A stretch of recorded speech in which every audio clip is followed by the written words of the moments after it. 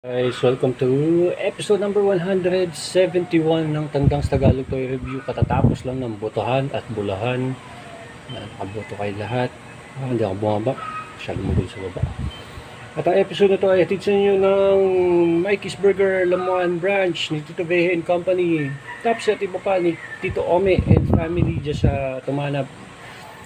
Humble Oven by Ana ni Boss Ana Gonzalez Mejia. At syempre Sweet Infusions ni Tita Andrea. Hello sa inyo. Oy, sa best friend ko si Doc. Get well soon and regards sa family niya. All the way from Lipa. Hello Tito Kat, Tito Deuce, and syempre Tito Mike. Hello. Oy, kay kaibigan Jeffrey Del Valle Flores. Hello sa'yo. At syempre Dubai Boys at hindi papahuli si Tito Kaloy.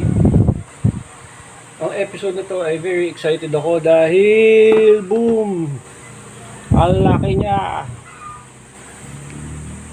Jada Toys Ultra Street Fighter 2 The Final Challenger Sagat. Maraming salamat sa Rare Fine Toys. Ayan. Lahat ba nakakasagat niya? Hello din kay kay Sir Patrick at Sir Andon din pala. Hello. Sir Virgilio dyan sa Awaken Portal at sa lahat ng mga kulit na tao dyan sa Awaken Portal PH. Ayan, Dagig Portal PH din pala. Hello sa inyo. Sir Mark. Ito Rare Fine Toys. Salamat. Pre-order ko to last year pa. Ayan, si Sagat ay taga Thailand. Ay, mga utoy ko dyan, si Bella and si Gory, so all the way from the US. Siyempre, hindi kumpleto ang Street Fighter kung wala si Sagat. Kaya, talakon ko nga kung ano.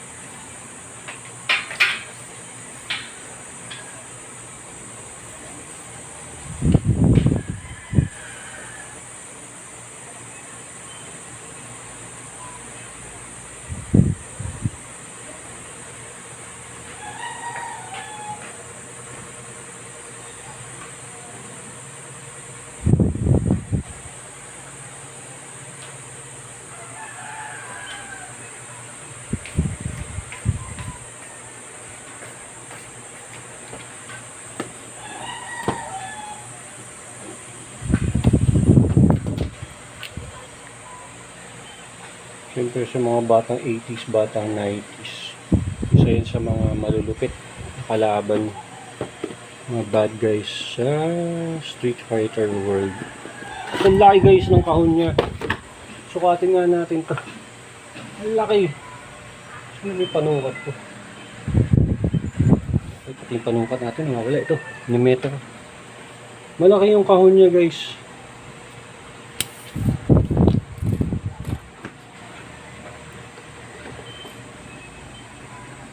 10 inches. Very excited ang mga. So, ito yung box niya. Siyempre, ang common sa Street Fighter na toys, yung background kung saan yung stage nakabilang yung Street Fighter. In this case, si Sagat ay from Thailand. So, ayan. So, Thailand yung ano niya. Yun o. Dalawang alternate hands. Dalawang nakasuntok. Ito yung para doon sa Tiger. Yun. Ang inaano lang nila is, bakit alito nito? Medyo maliit nga. Yung palagay ko okay naman siya. Kasi importante, itong bad boy na ito. Si Tito Kaloy, nakuha na niya yung kanya eh. Hello kay Tito Veje. Si Tito Veje yan. Kasi, gamit ni Tito Veje nung araw, yung si Gail, si Rayo, at si Ken, tirado sa Santa Lucia yan. Yan o. So, meron tayong alternate head. May ano siya. So, meron naman yung pensive.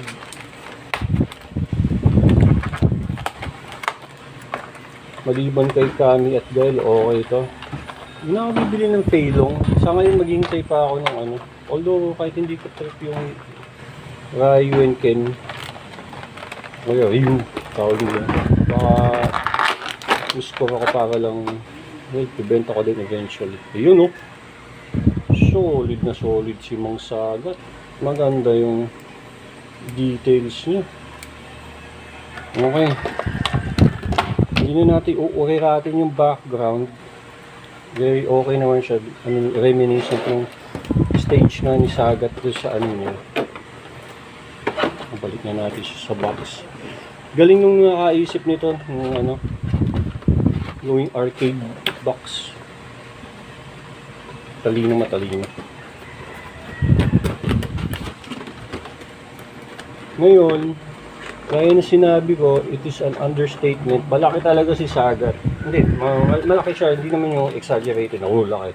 Pero, para sa mga fig na ano, palagi ko kasi laki niya yata yung na Batman eh.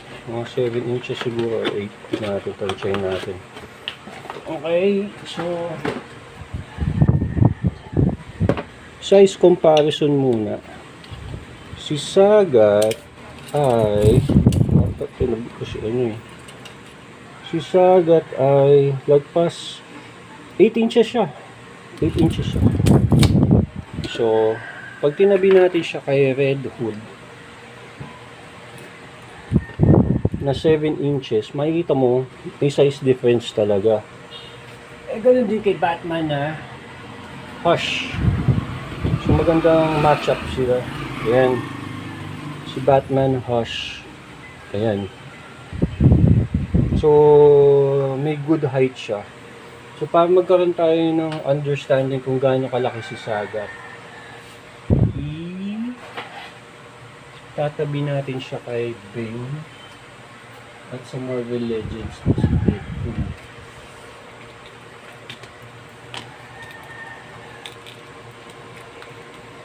Katakot-takot ang picture ito mamaya. Itatabi ko din siya kay Guile. Ayan sila. Ayan. Siyempre, hindi naman papahuli si Kilowog.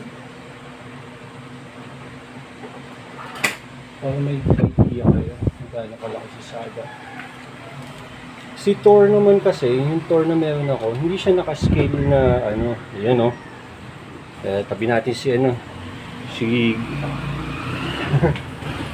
ito si Kami. Ayun.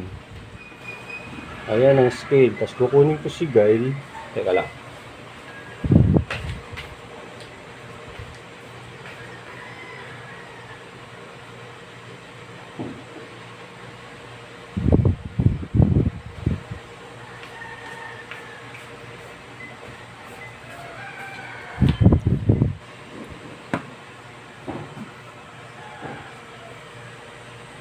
So maganda ang scaling ng Jada. Ayan, ayan siya. So tamang-tama yung scaling niya. So ayan talaga yung itsura niya. Okay. Kanina natin siya. Aesthetically speaking, kamukha ba niya? Yes.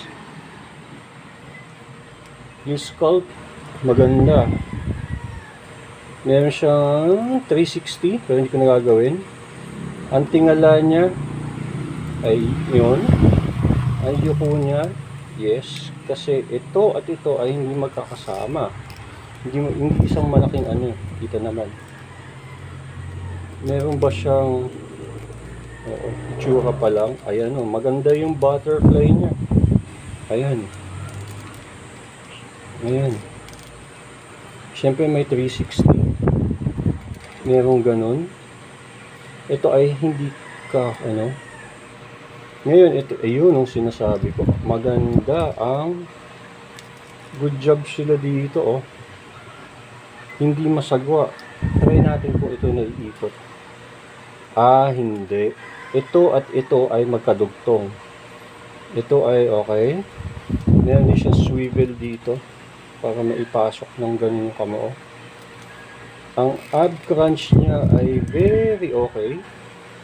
Ang liad niya ay yun, na hindi mukha siyang super toy. Meron siya dito. Ang kick niya side ay maganda. Ang kick niya pataas ay abot hanggang dun. Ang kick niya pa atras, okay din. Yes. Kasi alam ko meron siya. Ito ay hindi isang piece dito. Kumbaga, meron din siya sa loob. Ngayon, ang tuhod is very okay. At ang paa, nice. Yun nga lang, hanggang dun lang siya. Pwede mo siya iganon, pero hindi mo siya maitotodo. Ito isa pa nakakatawa, meron siyang toe. Yung sa toe joint, ayan. So, poposing natin siya. Guys, ang galing. Okay guys, 10 out of 10 kagad. Wala nang sabi-sabi. Tapos pag inano natin yung ulo, yan. Yun. Solid. 10 out of 10. At hindi pa wasak na wasak ang ano nyo. Hindi pa wasak na wasak ang bulsa nyo, mga kaibigan. Yo.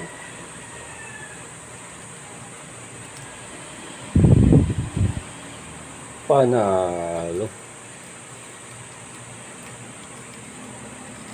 Katakot-takot na posing na aabutin sa akin.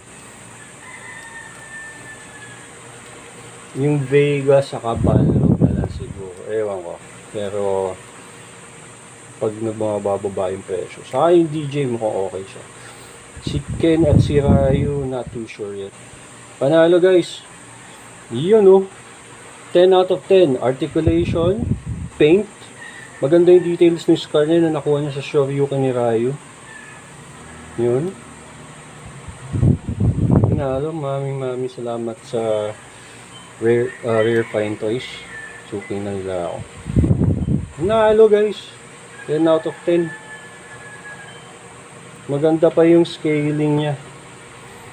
Once again, maming salamat sa inyong patuloy na pagla-like, share, and subscribe. Hello kay Tito Gary and family. Ingat. God bless. Salamat. Episode 172 tayo next time. Thank you. Bye-bye.